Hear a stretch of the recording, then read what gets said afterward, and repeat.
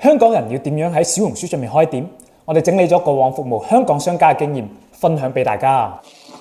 香港商家喺小紅書上面賣貨，係咪成日都覺得好難破圈呢？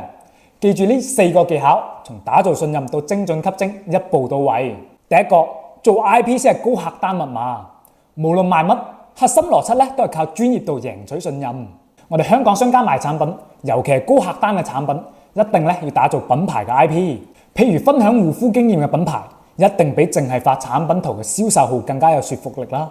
識教穿搭嘅服裝品牌，一定比淨係識賣衫嘅鋪頭更加留得住回頭客。我哋持續咁輸出專業嘅內容，先至會令到內地嘅用戶覺得都係跟住你賣靠譜。第二點，晒賣點唔好晒產品，痛點先至係記憶點。我哋香港商家咧，千祈唔好再淨係 po 產品圖啦，深入賣點、擊中痛點先至係關鍵。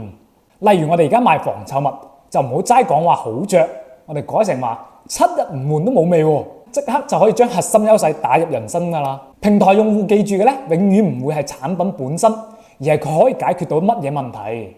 篇幅有限，今期咧就先講到呢度，我哋下期再繼續講啦。關注我，帶你喺香港玩轉小紅書。